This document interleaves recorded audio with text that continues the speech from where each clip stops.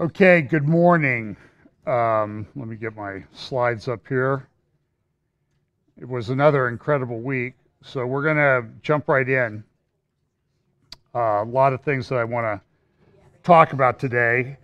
Let me just make a couple suggestions. A lot of us are, well, we talk each week about the convergence of events and all these things that seem to be happening all at the same time.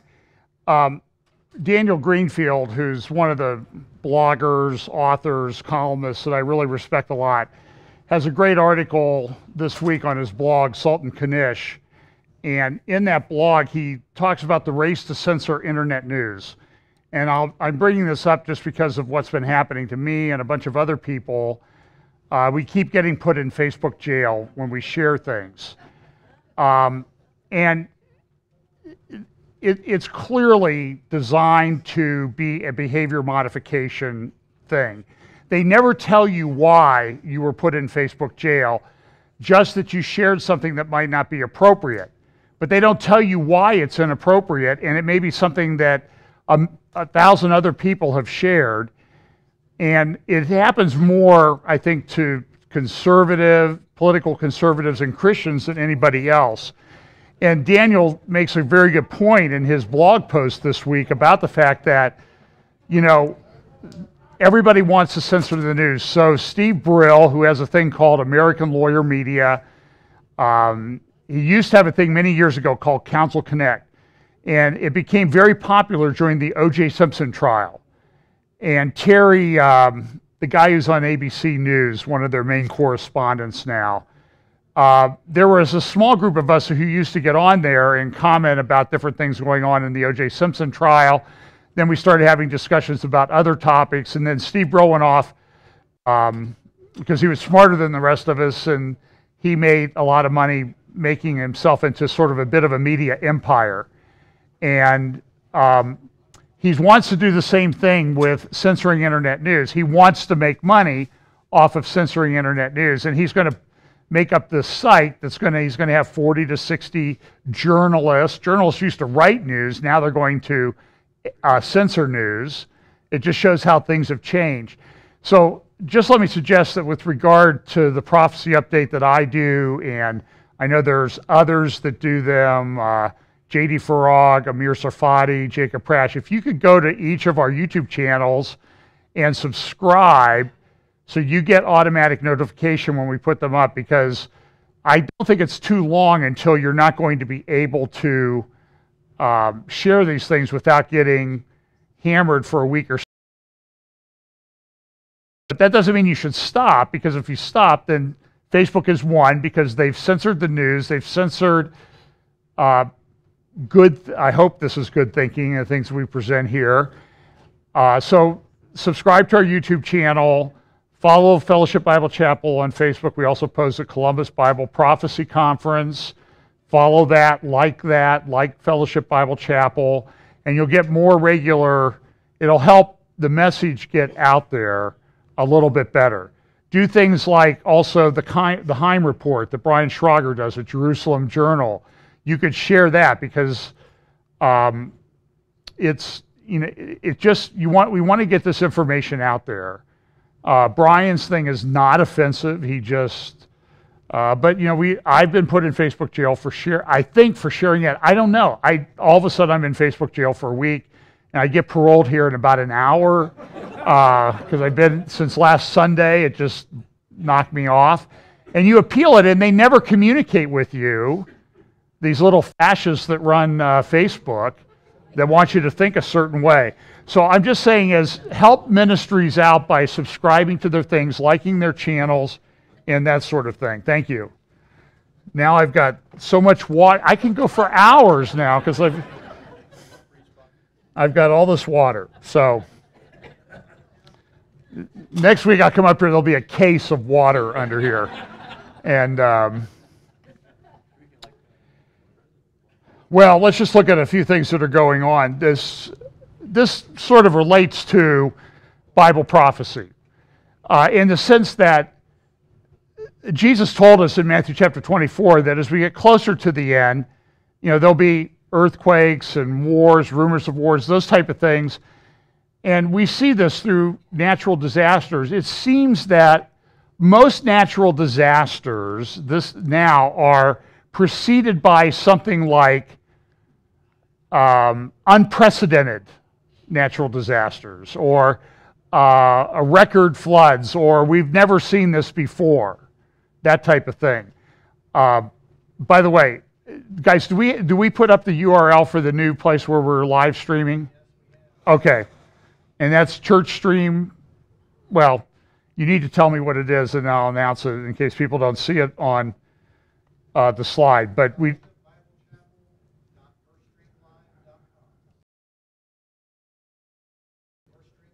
yourstreamlive.com.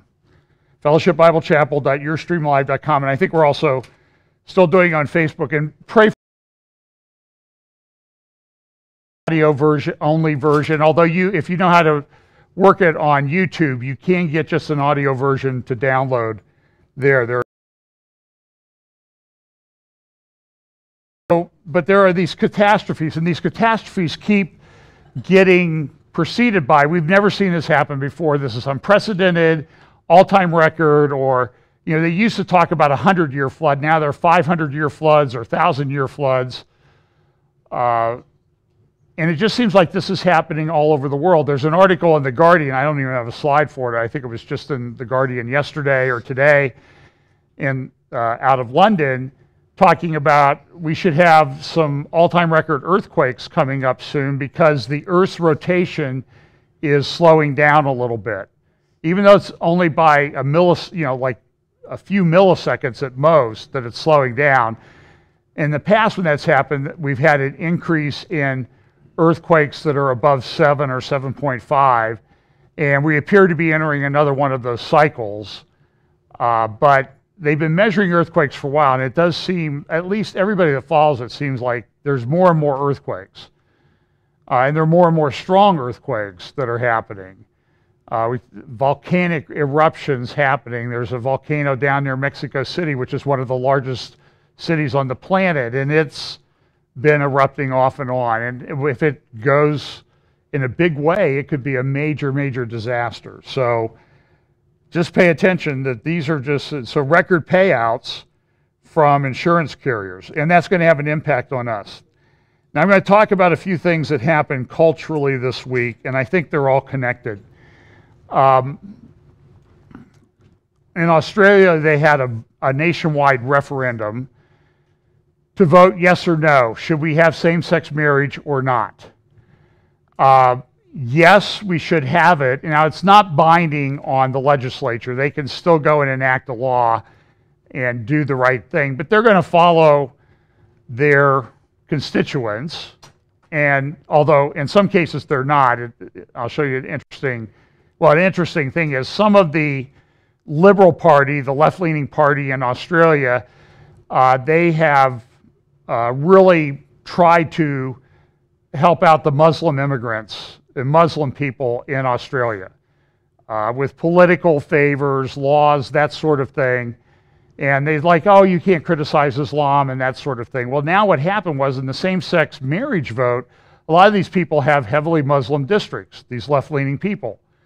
But the Muslims don't like same-sex marriage, so they voted it down. Now, what do you think these liberal, left-leaning politicians are going to do when it comes time to vote on something in the legislature? Do you think they're going to go with what their constituents want, or do you think they're going to go with their left-leaning tendencies?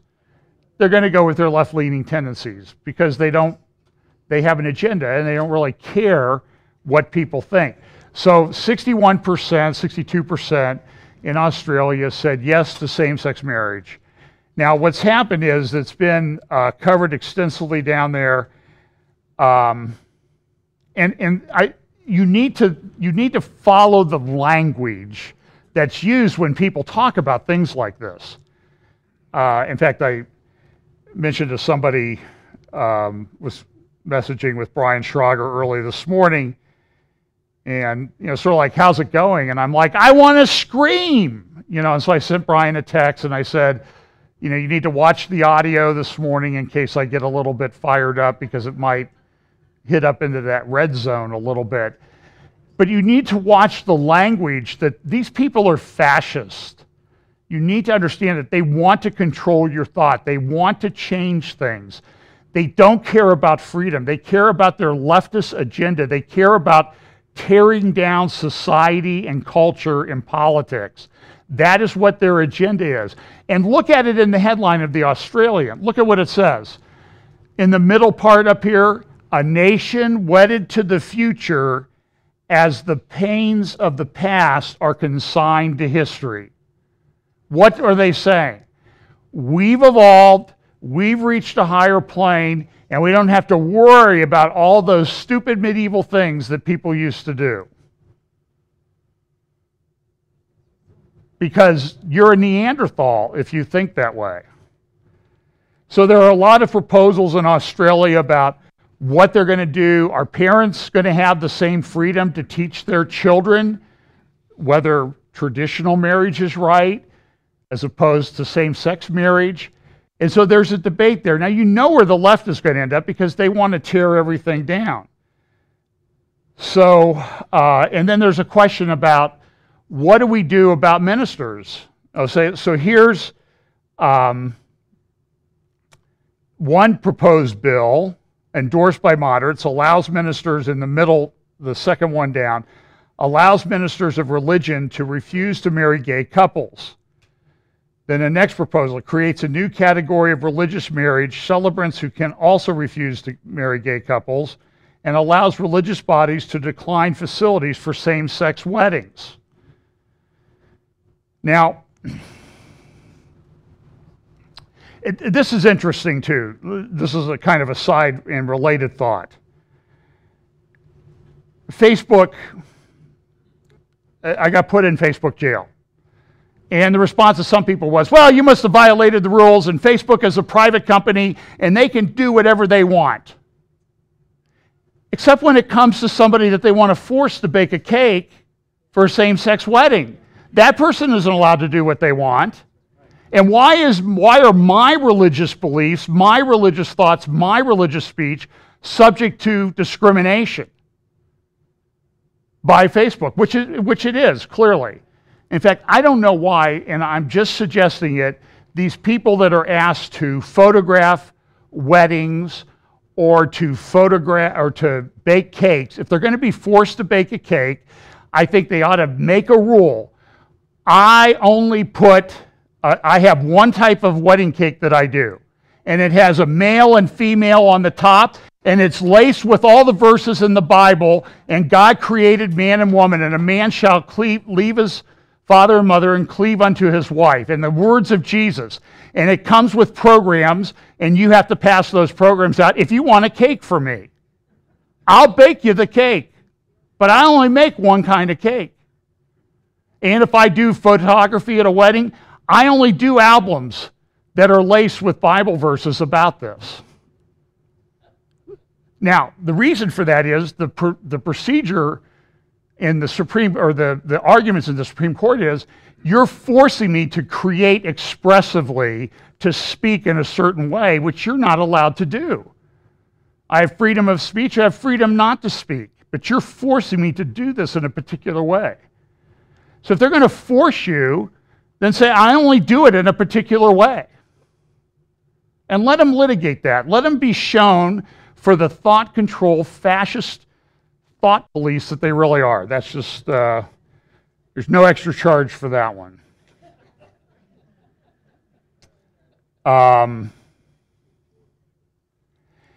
But the reason why, and you see these proposals, like here in the bottom right-hand corner, the Attorney General in Australia is saying an amendment to make it clear that nothing in the bill makes it unlawful for people to hold and to express the views of their own religion on the subject of marriage.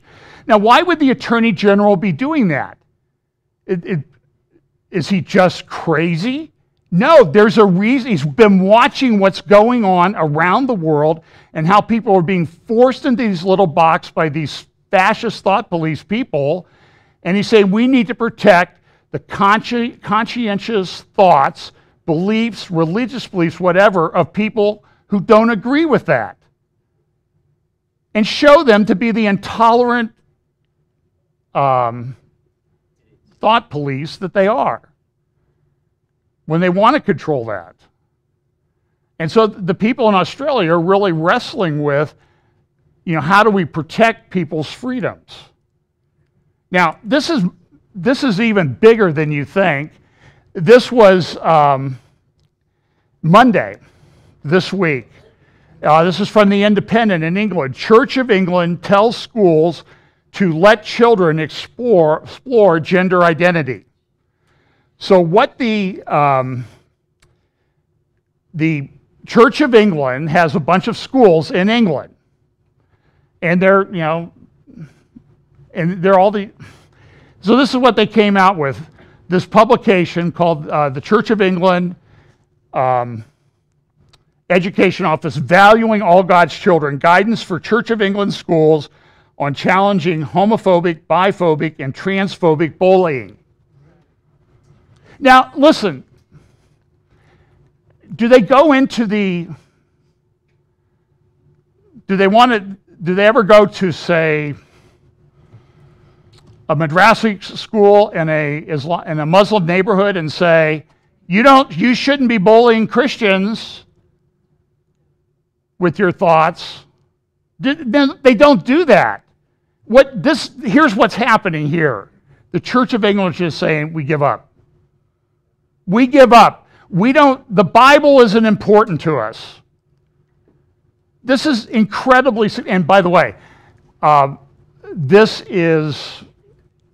found this. I saw the report that was on ITV. It's a television channel, I guess, in England, Great Britain, which hopefully, Lord willing, I'll be speaking there about a year from today, if I get in, I guess. I'm supposed to be there. It's like exactly 1 year from now. So I went to the Church of England website to find this, and it's gone from the website. But there is this wonderful little thing on the internet called archive.org, archive.org. I got the URL, typed it in, boom, I downloaded the thing. I think they're getting a lot of heat from this. And what they've done is it has, like, in one of the appendices, it has a flow chart of actions.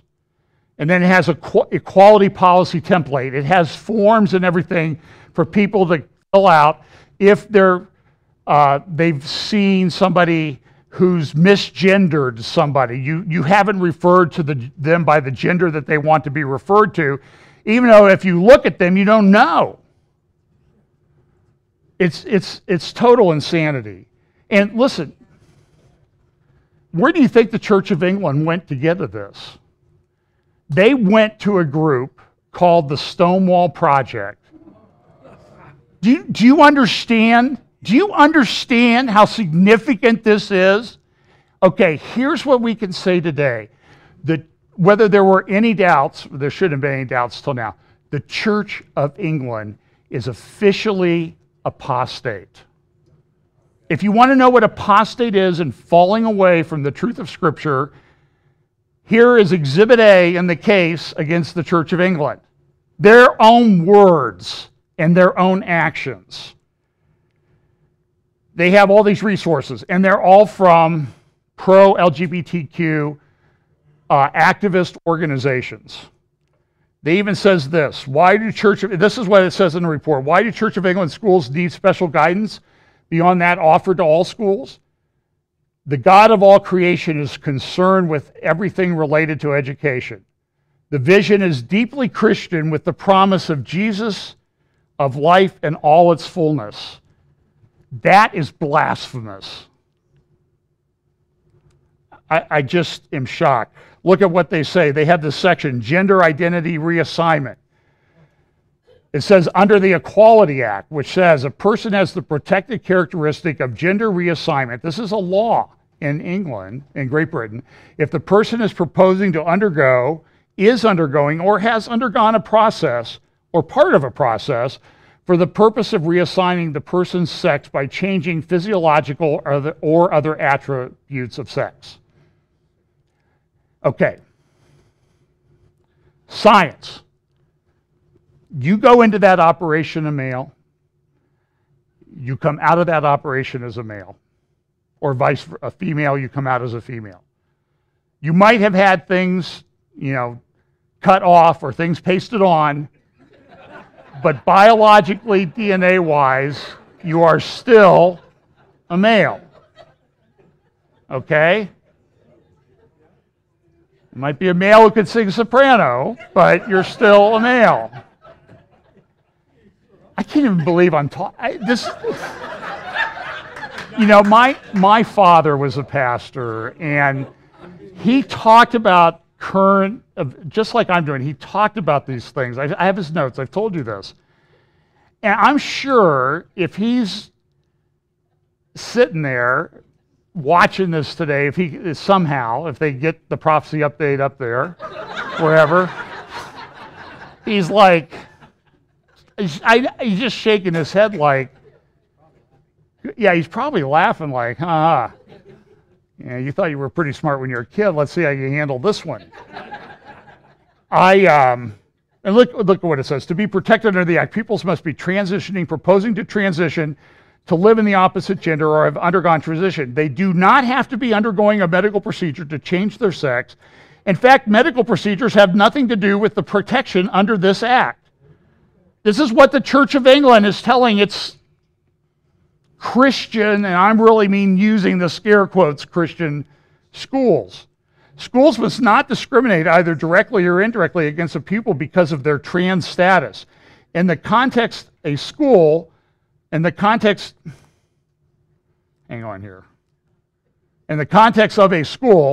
indirect discrimination could include an inflexible uniform policy that creates a particular difficulty for trans pupil. Here's the translation of that. Everything you do will be wrong and subject to sanctions under these rules. And here's the point. It's like what Facebook does. It's what like YouTube does. They're trying to get you to conform to this society that they want, where morals and sex, they're just blowing everything to smithereens from a morality standpoint. I'm going to have to go home and clean my screen, because I'm pretty sure I'm going to start spitting at some point. It has practical consequences. I'm going to play you an extended interview, and we will go, since we got a little bit of a late start, we're going to go to at least 12:15 today. Like I needed to tell you that. That's prophesying around here, right?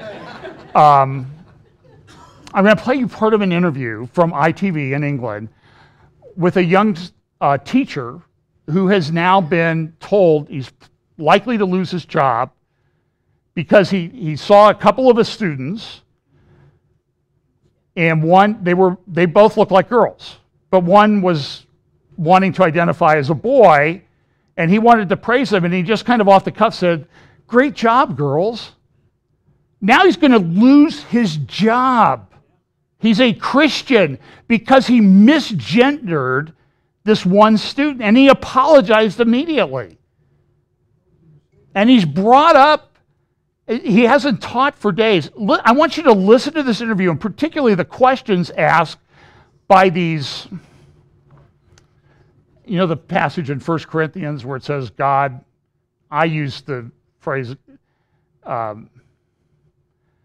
God confounds the wise. The word there is moroni. I like to use the term he morons the world because of the way they want. Listen to these people when they ask these questions. Here it is. The particular incident happened following a student coming into my class in June. This student was just passed to me by another teacher, and there was no professional dialogue between myself, the school, but being intuitive, I thought, this particular student wanted to be called a boy, but there was no professional dialogue, as I'm suggesting. Right. Obviously, I wanted to incorporate this student in the class, welcome her to the class, and get him. Well, of course, this is the issue, isn't it? We don't know, do we? You were calling her by her. You always called her by her name. I was calling her by her first name. You weren't using. You weren't using pronouns. Not at all. I would say first name, but I wanted to. Okay, what he's saying is, because I've read a lot of stories, and so just to bring you up to speed. By the way, the lady to the right is Christian Legal Society, or whatever the organization is, Christian Legal Defense Society in England. It's sort of like our ACLJ and Alliance Defending Freedom here. She's very articulate. You'll hear her in a minute. And what he's saying is, nobody told me. Okay, I was kind of guessing, and I just made a mistake on this one occasion. But look at what the hosts do, like, and so I told her, and he goes, no, you mean him. And he goes, well, like, this is just insanity. Incorporate her in the lesson, and I'm speaking from a place of personal conviction, saying her. So that's obviously an issue for discussion. Do you find it difficult to say him? It's not that it's a difficult thing for me, but I think as adults, it's something that we can talk about. And as we're referring to this, I was trying to incorporate said student into the class, and initially the student was getting the poorest scores in the class and went on to get the best score in the class in the most recent test. So I thought I was doing my job, just as you'd expect, being a maths teacher. Well, but you addressed the class, didn't you? You said, well done, girls. Well, it's not an all-girls school, it's a mixed school. Right. But there was a few It was a small working group, wasn't it? Yeah, just a small working group. And, so I said this comment, a slip of the tongue. I really didn't want to sort of project anything onto the student, because obviously, teacher standards treat all students with respect. The investigation concluded that the misgendering of a pupil and avoidance of using gendered pronouns contravenes the school's code of conduct with regard to demonstrating an awareness of sexual and cultural diversity of students, and the use of insensitive comments towards young people and the use of religious comments in maths lessons demonstrates a failure to comply with school policies. So you've sort of explained a little bit that you didn't want to cause offence and this, that and the other, and you'd rather not use the pronouns, even though that they are saying that is against school policy. What about the religious And he almost looked like he's in tears there, Let's be sensitive. In maths. Well, I never try to be insensitive, with anything that I speak about. So with regards to the transgender issue, I was always just trying to uphold, as I say. If on Wednesday everything is fine, you go back to school. I'm just intrigued to know, how you will deal with this issue again, because you said the issue lies with the fact that... An excellent thought, Well, recognising gender fluidity conflicts sharply with your religious beliefs. It's not unreasonable to call someone a girl if they are born a girl, and that in itself could lead you straight back into the fire, because that is not the way now that we are led to believe that that's how we should be addressing children. Well, yes, I think personally, and also under law in the country and biologically, it makes sense for us to be man and woman, and I think following on from that, our policies should be influenced by biology and law, rather than what I would say is an ideology. But in the past, you would have... Maybe extreme, Holly, your reaction. I think so. I mean, I think at some point everybody has to take a step forward and move forward and realise and learn from people. I learn from real people that have sat on this sofa with real issues. Well, what we're seeing increasing cases of children in schools who have gender identity disorder, which is something that's very serious.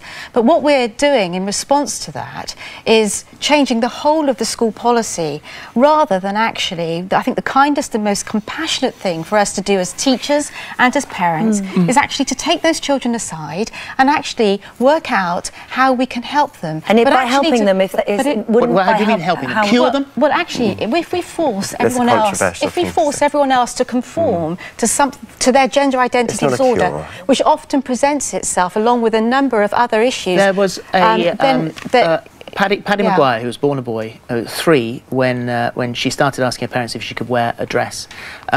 After hearing stories about transgender children being driven to self-harm and suicide, the mother, Lorna, gave her husband an ultimatum: you can support your daughter or you can bury your son. Children do kill themselves. We actually see that the suicidality rate of children that actually do go through some kind of transition process is just as high as if they don't. So actually, all the social science reveals that. You're a Christian. And actually also... You're both Christians. You're both Christians. It doesn't seem very Christian to me for you to be so intransigent. No, listen, because actually here here, for instance, the Church of England today, in their report, says that we're all made in God's image, but what it then fails to do is actually point to the next part. So they're wrong as well. No, what it fails to do is to actually say that we're born in the image of God, male and female. Actually, in a society that's confused, that's a fantastic message of hope. And I think that that's something that society is crying out for. And actually, the kindest thing that you can do for a little child that is gender confused is actually to help them to live in the body that they are. You wouldn't say to an anorexic teenager, have you sat down for and instance, have you met transgender parents? Have you sat down and talked to them? Absolutely, we have. And what we're seeing is people that actually, what we're seeing, interestingly, is that whole schools now, for instance, the primary school you had, Nigel and Sally Rowe, here on this sofa just a few weeks ago, they're the ones who, in a sense, have been excluded. This is the man who's been excluded for 10 days. And actually then a whole school changing, manipulating the whole of its ideology and actually forcing all the students and punishing students that don't conform. Because do you mind if I... Because the students don't really know how to react to... You know, it's not something that we're informing... Shouldn't you be teaching them? Isn't that your job, to teach them how to react? I love teaching. Yeah. But I'm referring to the students around, But a role as a teacher, isn't it? It's not just the subject that you're teaching, it's their well-being. To something that isn't a reality. I'm fully on board. Are you saying that transgender is not a reality? The fact that someone that they have always known as a girl decides to present herself as a boy is actually not a truth. So in your eyes, it's not possible to be born in the wrong body? No, we are born male and female, and we can't change that. Surgery can't change that. So, and actually, the kindest thing we can do in that situation is to help the child with the gender identity disorder, and usually a number of other comorbidities, help them to live in the body that they have, and not force. If they were homosexual, would you help them not to be homosexual? Not force all the other Can you children. answer that question? Or we're dealing with transgenderism. No, but I'm asking that question. Well, very often when we see people that are children that are identifying as homosexual, very often it's not good for them to live out in such a lifestyle. It's not good for our children to be highly sexual. It's not good for our children. According to anti-bullying rules, I'm finding this utterly abhorrent. According to anti-bullying rules set out by the Church of England yesterday, the instructions for the C of E's 4,700 schools said they should not require children to wear uniforms that create difficulty as trans pupils. So you're in direct conflict with your own church. And that's because the Church of England says we're made in God's image, but then fails to say that we're made male. So everybody's failed. Well, this was an opportunity for the church to point to the most compassionate and beautiful person that's ever walked the earth, which is Jesus Christ. Take a step forward and look around them. Jesus Christ made it clear that we're made male and female. It's a beautiful thing. And then he goes on to say, the host there on the left, he goes, and we'll be back. Hopefully we'll be back in 2017 and not in some medieval time. This disgusts me. Okay? I pray that he gets saved, okay? But I'm allowed to say he disgusts me. He cannot think. It's Romans chapter 1 hitting you right in the face. God gives them over to a reprobate mind, and they lose the ability to reason. Do you think it's possible that somebody would be born in a body that's not the sex that they have? Or something, whatever. It doesn't even make sense. Melanie Phillips, bless her heart, The Deconstruction of Humanity, she wrote about it this week. If you want to break from the spectacle of Britain tearing itself apart over leaving the European Union, you can upset yourself instead watching the spectacle of the Western world tearing apart the very notion of what it is to be a human being. And I posted this on my Facebook wall this week. The knee-jerk bullying, victim group sectarianism, and repudiation of reason itself over transgenderism defy belief. The Times reports that a lesbian Labour Party women's officer was allegedly subject to months of harassment as a TERF, a derogatory term for trans exclusionary radical feminist, because she took issue with aspects of transgenderism. And the lady said, she's on the left. She's a lesbian, okay? She said, I feel quite violated. I've worked as a trade unionist for 30 years and I've never been shut down in this way. It's disgusting. I agree with her. Debate is not hate. If we can't talk about gender laws and get shut down on that, what's next? What else are we not allowed to talk about? We're going back to the days of McCarthyism. It is disgraceful. And it was this transgender teenager on the right that got her kicked out of a party that she served for 30 years.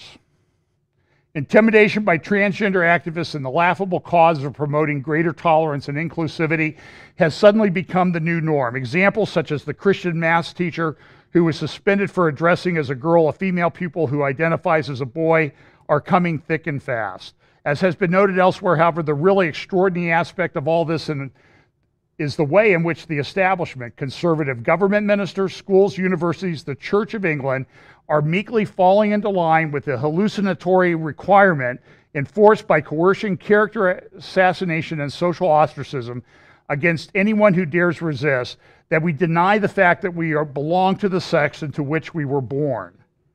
The reason for this existential collapse is that the relativist West has so heavily bought into the belief that reality is merely what we decide it to be. Ours has become a culture of radical subjectivity in which there is no such thing as objective truth. Everything is instead a matter of opinion and individual perception. Feelings trump facts every time. I think I've said that about 1,000 times. No one's lifestyle is to be considered wrong or inferior to anyone else's. No judgment is permitted except for the judgment that judgmentalism is wrong. What is right for me is what is right. What I declare something to be is what it is. I feel, therefore I am. The ostensible aim of all this is to end discrimination, prejudice, and social exclusion. This is untrue. The aim is unilaterally to change the entire basis of society from one governed by external moral laws and duties to one which the only rule that has any authority is the duty to actualize our own inner potential and fulfill our own desires. People declared themselves answerable to no moral authority above themselves. Human beings would now make it all up as they went along. Since sexual procreation is the way in which a society replicates itself, in order to change the society, the rules governing sexual procreation had to be junked. Normative rules of sexual constraint, marriage, heterosexuality, and so on were all dismissed as harmful social constructs. Now human biology is also being turned into a social construct so that it will be deconstructed and reconstructed at will. Humanity itself has to become fluid. This is from the American College of Pediatrics. I referred to this earlier. This is a paper they put out in June. And this is what they said. We are concerned about the current trend to quickly diagnose and affirm young people as transgender, often settling them down a path toward medical transition. We feel that unnecessary surgeries and/or hormonal treatments, they're doing hormonal treatments on 7-year-old children to stop them going through puberty. This is a crime. It's child abuse.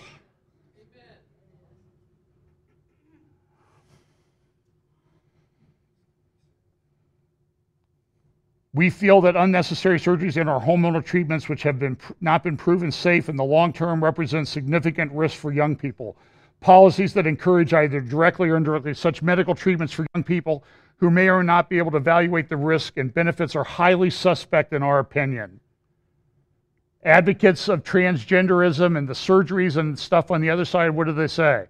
Got to do what they feel. This moron on TV says, well, they'll go kill themselves. The data, the scientific data shows that when they do the surgery, the sex reassignment surgery, they're 22 times more likely to commit suicide. Who's abusing who in this case? Who's lost touch with reality?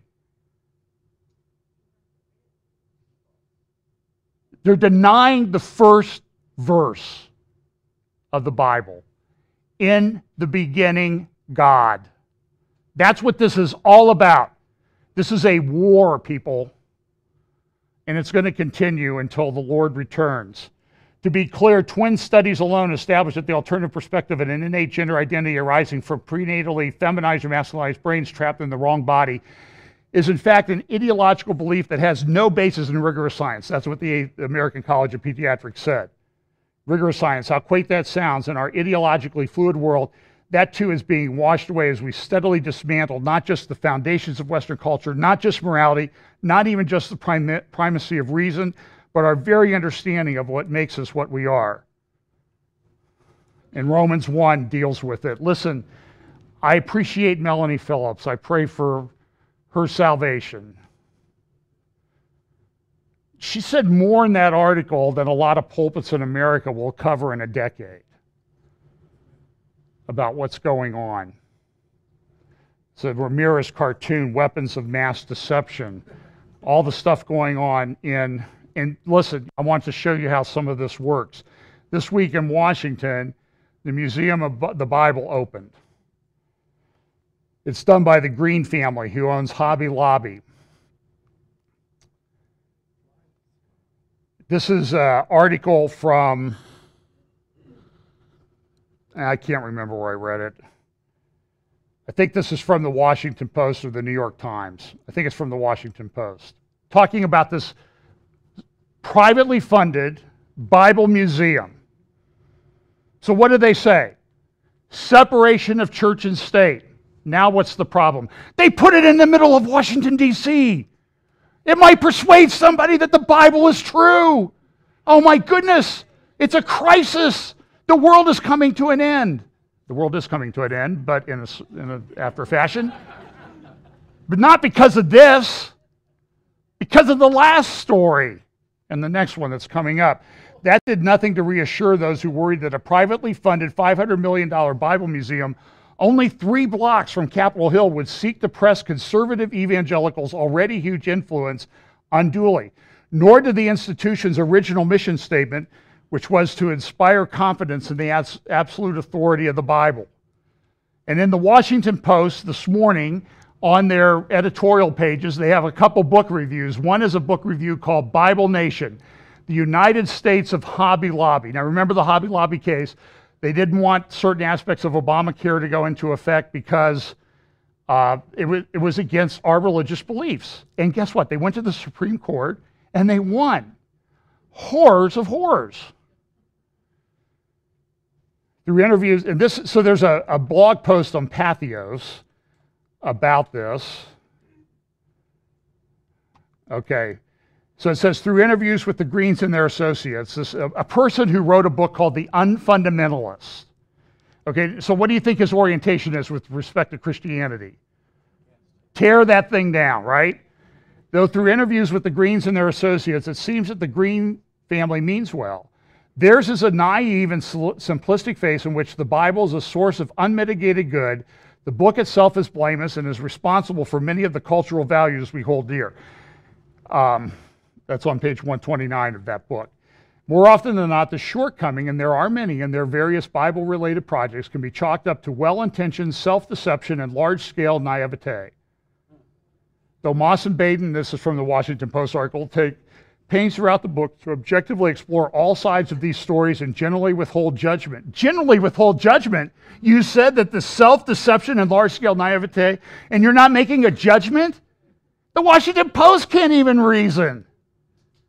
Would somebody call Jeff Bezos and tell him, hire somebody that can think? I'm available, okay?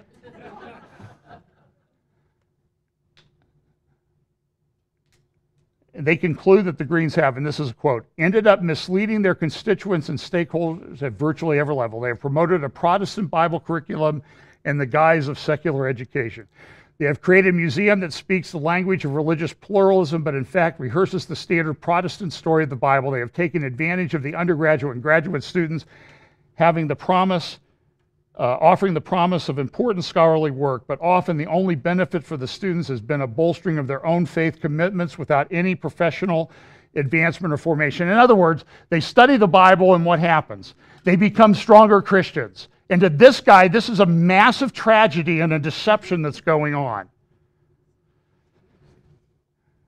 He is a graduate, he has a PhD in some secular humanist institution, seminary that we call the university.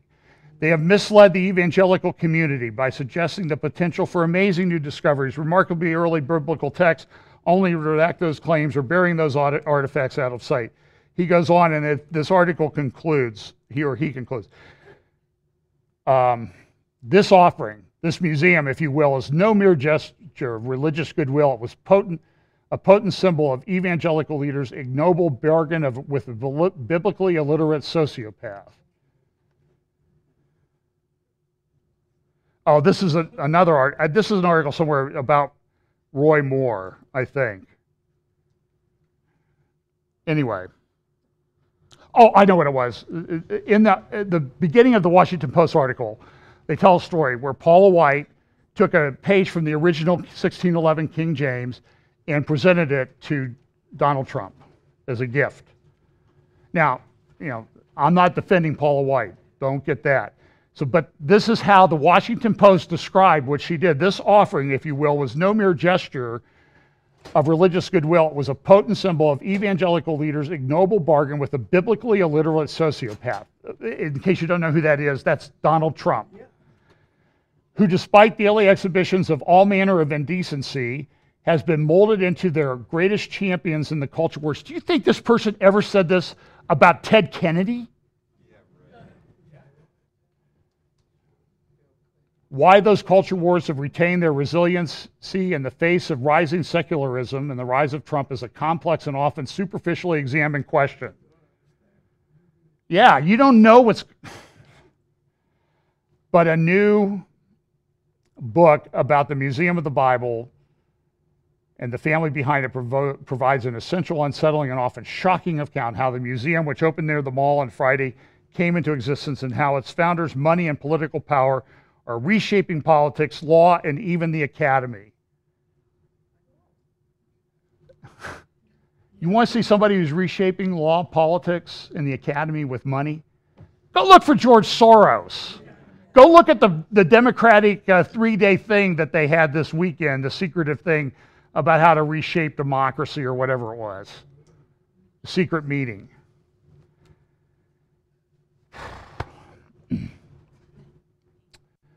Okay, Phileena Hurts. This is why we need the Museum of the Bible, or people who are committed to the truth of Scripture. She's very popular evangelical, quote, evangelical mystic, although she identifies herself as Catholic. I've played you the videos of her. She speaks at evangelical schools like Taylor and Biola and their chapels. Leads them in contemplative prayer. She has a thing called contemplative social action through contemplative or something like that. Okay? She's a fan of Richard Rohr. This is what Richard Rohr said in one of these articles.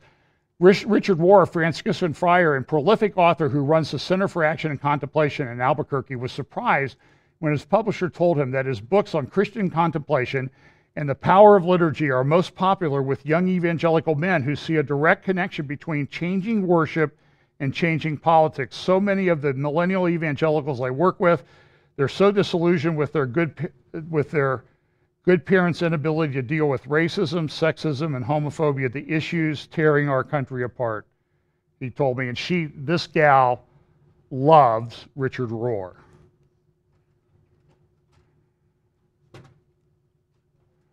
Excuse me one second, I have to back out of this. What's she into? Well, here's one thing. Look at what she calls herself. Author, spiritual director, contemplative retreat guide. This is her Twitter page. Public speaker, yoga instructor, founding partner in the Gravity Center with her husband. She spoke at Andy Stanley's Catalyst Retreat a few years back. And at that, I've told you this, they gave out a thing called the Enneagram, a coupon to do the Enneagram Institute self-evaluation thing, which is clearly rank pagan New Age stuff. The Enneagram Institute admits it on their website, or at least they used to. Her husband, this is his hashtag, Sacred Enneagram. So she comes to Andy Stanley, does the contemplative prayer thing. They give out the Enneagram coupon. Do you think there's maybe a connection that they were just bringing the family business into Catalyst?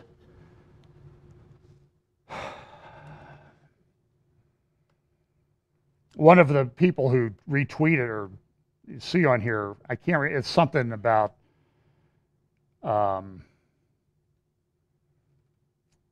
future isn't already known, fully known by God. We're co-creators with God of the future.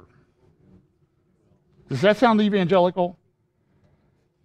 Shauna Nyquist, said this, highly recommended reading great books for my friends, Philemon, John Huckins, etc.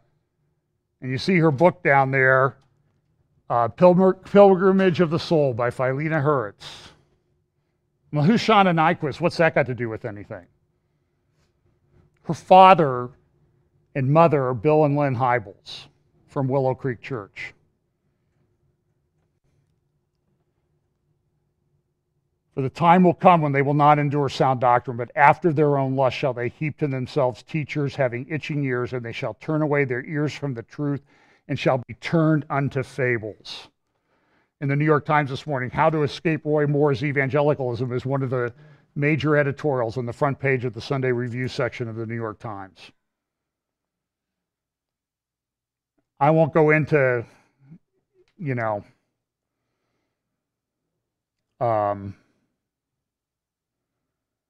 if you can dig up Dennis Prager's shows from earlier in the week, he talked about this quite a bit, and I think his thoughts were pretty good. I mean, can somebody who ever, even if it's true, if somebody did something immoral 30 years ago, could they do moral things now? This is a life, because I don't want to say anything, because if I dismiss it, then everybody will be on my case that I don't believe the women. But look, I've investigated these things, and people don't always tell the truth. You may find that shocking. I've been a trial lawyer. I've taken thousands of depositions. I've had people give very credible depositions, walk out of the deposition and tell me, boy, I got away with it on that one because I was lying the whole time. I've had this happen. So people do lie. So this is a list of settlements paid out by Congress over the years for harassment and other settlements. This is just Congress. The Senate has not released their information. Somebody noted, well, from 2007, that's pretty high settlements, and Ted Kennedy died in 2009, and the numbers went down. So,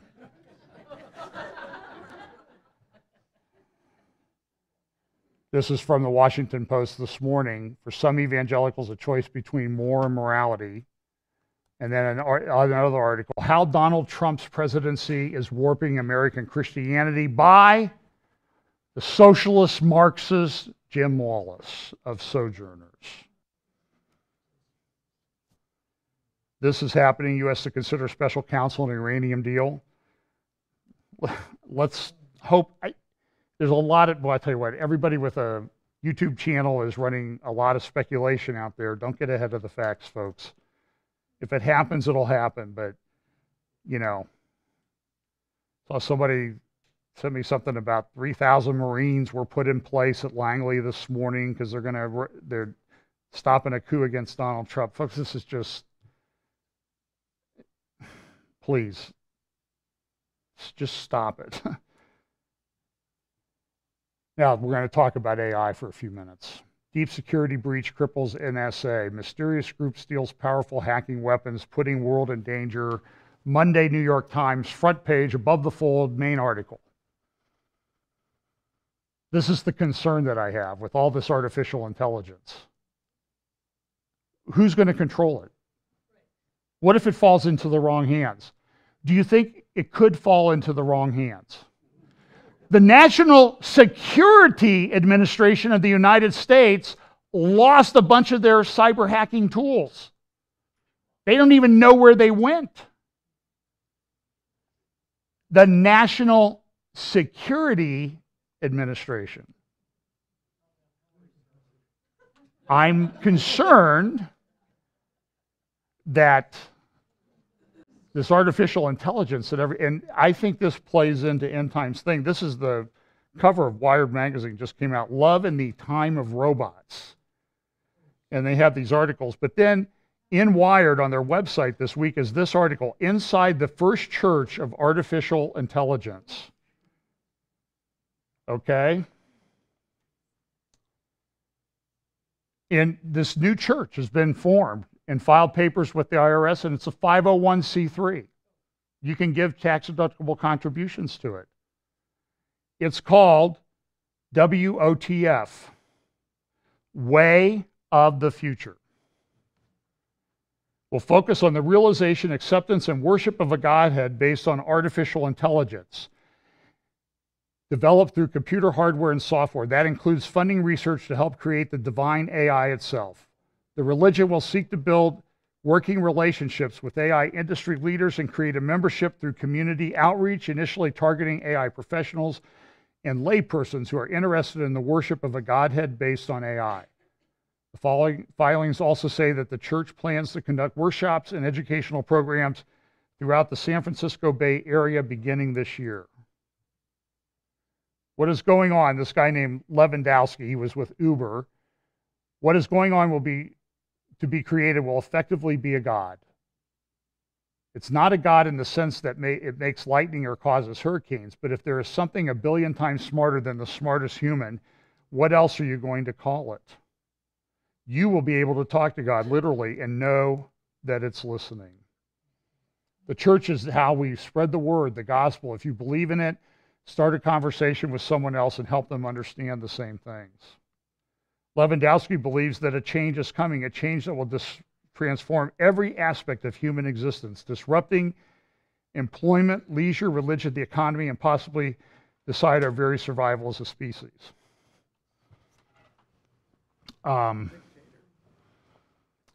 It does seem to set it up for a one world leader that will know how to use this and say the right things.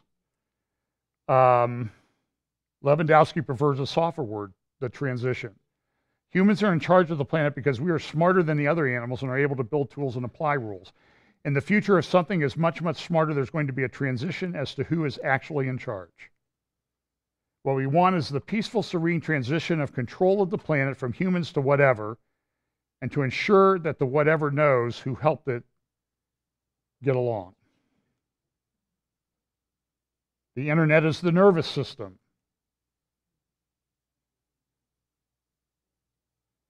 Lewandowski says, I personally think it will happen sooner than people expect. And this week there's this video out there about people concerned about drones. Here's just a bit of it. You can look up the whole thing. Just a couple minutes of this. Customer pilots directed almost 3,000 precision strikes last year. We're super proud of it. It allows you to separate the bad guys from the good. It's a big deal. But we have something much bigger.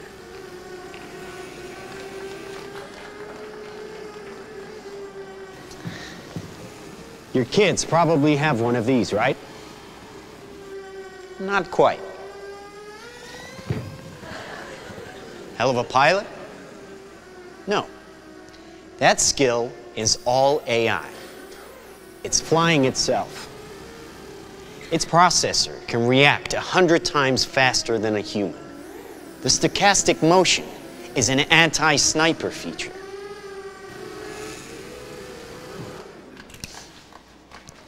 Just like any mobile device these days, it has cameras and sensors, and just like your phones and social media apps, it does facial recognition. Inside here is 3 grams of shaped explosive. This is how it works.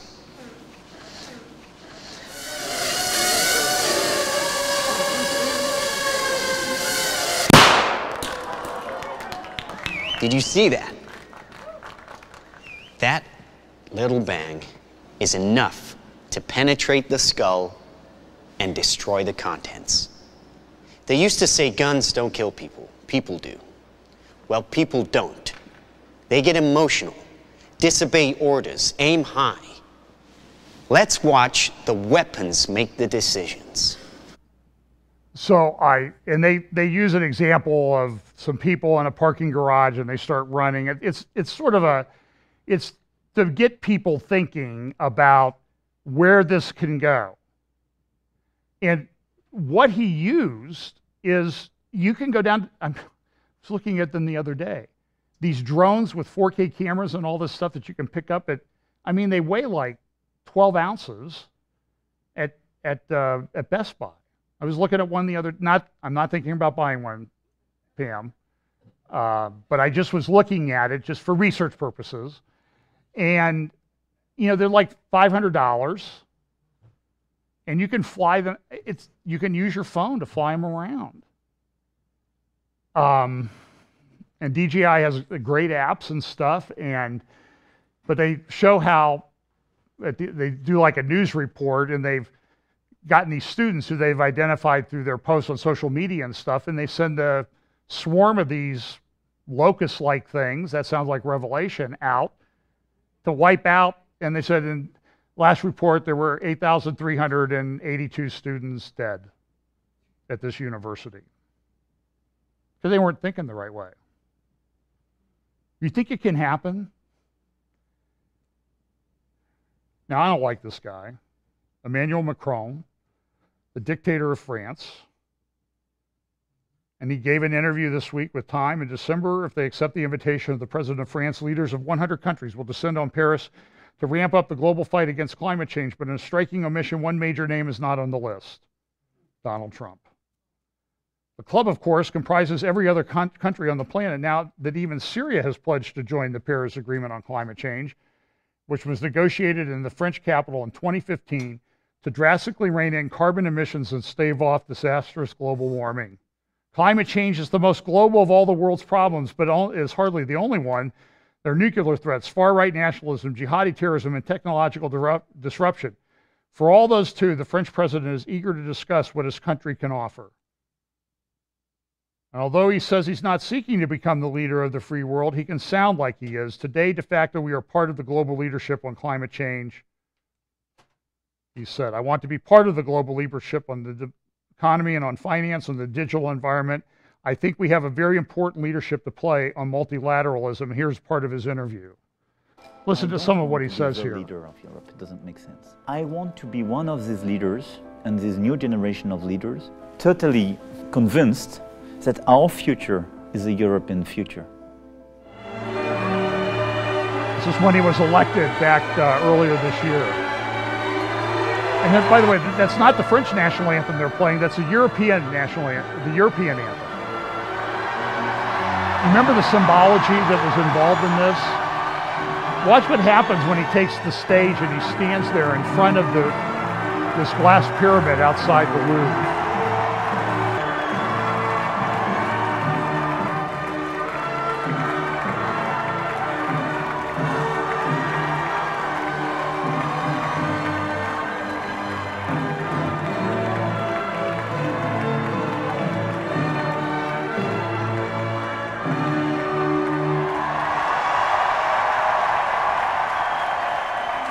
And he goes on in his interview. I won in France against Marine Le Pen on a very clear basis and a very clear dialogue, which is the opposition between open and closed, European and nationalistic.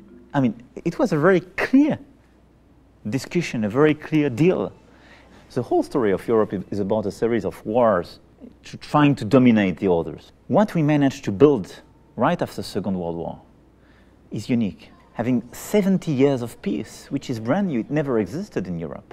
And I'm very attached to this principle because our values, our collective preferences are European. You have a strong attachment in the US to freedom, but with less attachment to equality than in Europe.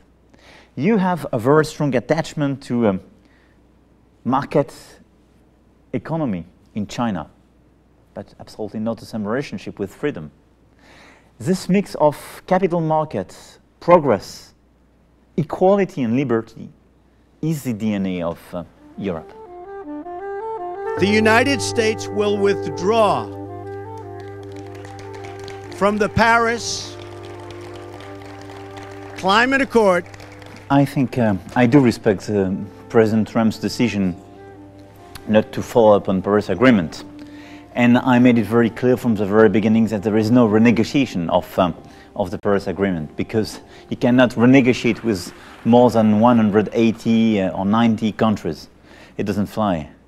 And when you look at the situation in the US today, even if President Trump decided not to confirm his predecessor's commitment, when you look at the commitments made by big cities, states, and private sectors, I do believe that we can match the initial US commitment. So my perspective with President Trump indeed is to say, you are a great partner of France, we are friends, you should revisit your decision and decide a new leadership for the US and for the planet to go further.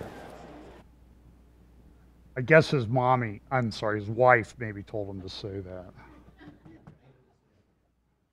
Here's what he said a few months ago. I call on you to remain confident. We will succeed. Because we are fully committed. Because wherever we live, whoever we are, we all share the same responsibility. Make our planet great again.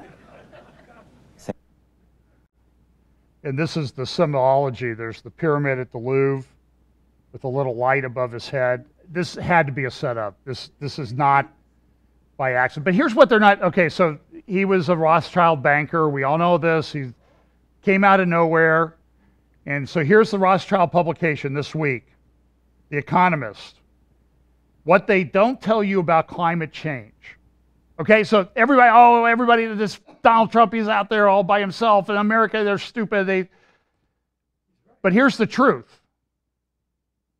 Don't be so positive. Fully 101 of the 116 models the Intergovernmental Panel on Climate Change uses to chart what lies ahead assume that carbon will be taken out of the air in order to have a good chance of meeting the 2 degrees centigrade target.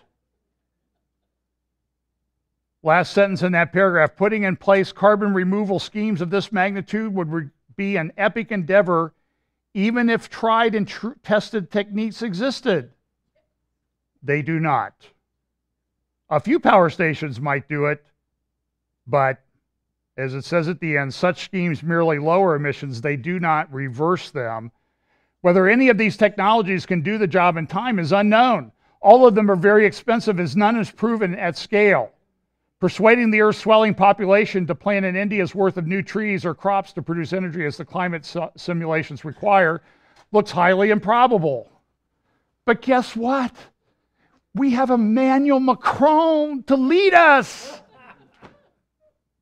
Do you understand the prophetic implications of this?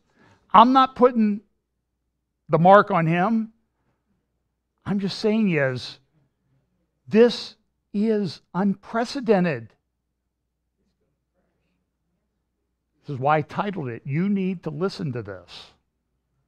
Or you need to, whatever it was, you need to know this. I don't remember my own title. It's because I made it up 5 minutes ago. Massive earthquake in Iran this week. I'll just do a few little bit on the Middle East, which deserves its own time. The quake is a divine test, the Ayatollah said. My question was, maybe the Mahdi was trying to get out of that well he fell into. In Zimbabwe, 4-decade grip of Mugabe looks like it's over.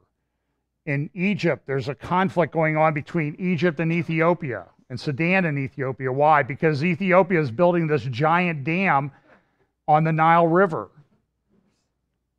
And 90 million Egyptians, their life depends on the Nile. And if it's shut down, it's a problem. There's no place else to go. If you look everywhere else around Egypt, it's what? Desert. One of the most harsh deserts on the planet. And Egypt is tied up in this building Saudi coalition against Iran. And now you have Sudan and Ethiopia. I mean, Sudan, this is Egypt and Cush and Put and other people mentioned in Ezekiel 38 and 39.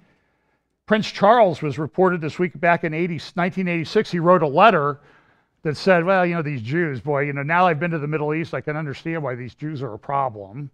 And every time I see Charles do something like this, I want to shout this. Long live the Queen.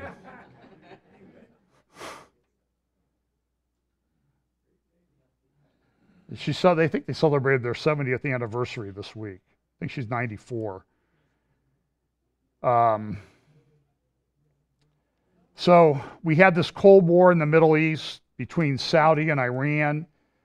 We have the Prince of Saudi Arabia coming in. They're in conflict in Yemen, which controls the sea lanes of the Red Sea. They're in conflict in Syria. They're building forces on the border. This is a huge problem. This is an interesting little cartoon in one of the newspapers this week about what's going on. Iran is building permanent military bases in Syria. That's what's claimed by Israel. This is what it looked like in January 2017 to the south of Damascus. If you go to Quneitra, crossing overlook there in the Golan, you're within 15 miles or so of this base that Iran is building on the mountains of northern Israel. This sounds very prophetic. The mountainous region. That's with January 2017.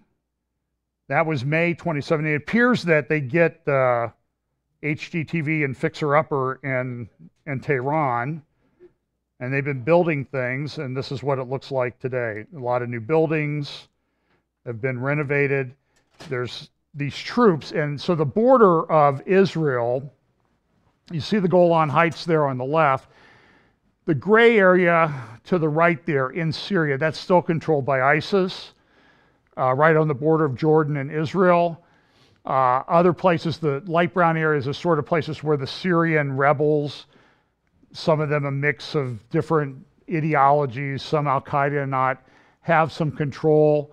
The dark brown areas are where Al-Qaeda still has control. The Assad, Iran, Russia control is sort of the light purple areas. And they've made exclusionary zones, but there's airstrikes going on even in the exclusionary zones. I've seen articles about that today. This is what Institute for Study of War said this. The key takeaway on this report, the de-escalation zone in Syria brokered by the U.S., Russia, and Jordan threatens the strategic interests of the U.S. and its allies. The deal fails to constrain Iran and Al-Qaeda despite the decreased violence in the southwest Syria. Iran continues to consolidate its presence along the Golan Heights through a network of proxy forces while retaining significant positions in southern Syria. Russia remains both unwilling and unable to prevent Iran from establishing a permanent foothold in the south, contrary to what Putin has said. The failure to prevent Iran's entrenchment threatens Israel, increasing the likelihood of further Israeli military intervention. Al-Qaeda, meanwhile, has leveraged the ceasefire and diminishing support to non-jihadist opposition groups to deepen its presence along the Syrian-Jordan border. That sounds like the makings of a war. Israel, this was in foreign policy, I don't have time to go into it, that Israel is growing increasingly concerned about what the Trump administration is doing. Caroline Glick wrote a big article about that Friday. There's supposed to be a peace plan that's coming out, and her concern, my concern too, is what was said in the New York Times. She said this in the conclusion of her article, Bannon and the anti-Israel establishment. And she was contrasting Steve Bannon, who spoke at the Zionist Organization of America. He gave a great speech about being pro-Israel. The Zionist Organization of America is a very pro-Israel group. And Bret Stephens, who used to be a guy at the he's lost his mind. He works at the New York Times now. He wrote an article about how Steve Bannon is anti-Jewish, anti-Semite, and nobody should ever have anything to do with him. And the head of the ZOA, I heard him interviewed on Frank Gaffney's Center for Security Policy, Secure Freedom Radio the other day, and he said, I researched everything that Steve Bannon, Bret Stephens has lost his mind, he said. And there's a lot of people losing their mind. If we are to believe the Times story, Caroline says, and heed the signals that Netanyahu has sent, Kushner and Greenblatt have surrendered the establishment, our old State Department, and are poised to conclude a peace plan that will be substantively identical to those of the past three administrations. And as a consequence, it will fail just as badly as the policies of the past three. Bannon is right that pro-Israel forces should fight to diminish the power of the Washington foreign policy establishment, first and foremost the State Department, to empty the term pro-Israel of substance. The question is whether the fight needs to be directed at the White House or whether Trump's team of outsiders is willing and able to stand up to the establishment and adopt a policy not based on hostility towards Israel and support for Palestinian terrorists and therefore not guaranteed to fail. And so there's these troops, troops going in, setting up they want to set up new settlements. They've deployed their anti-missile batteries. They want to do things in Jerusalem. Hezbollah has issued a report that they're on the verge of war. I'm just about finished. Israel, the foreign minister of the Soviet Union, Lavrov, said the Iranian presence there is legitimate. This is like, I mean, like just these statements here, these are like 3 whole long, hour-long teachings that could be done on these. Go read Ezekiel 38 and 39. Make it part of your daily routine so you understand what's going on. And Israel said, look, we're not going to allow this to be established on our border. We are not bound by this agreement. Israel will look after its own interests and maintain its own red lines. Because you see what happened was this week, there was an agreement, a memorandum of principles. I might have mentioned it last Sunday. Jordan, Russia, and the United States entered into this agreement. It's, boy. And then you have all this thing that's going on in Saudi Arabia. I've heard stories that the people that have been arrested are being tortured, and they want to extract hundreds of billions of dollars from these people that have been arrested, and they're going to use it. And I don't for a minute. We know that there's this massive rivalry between Sunni Saudi Arabia and Shia Iran,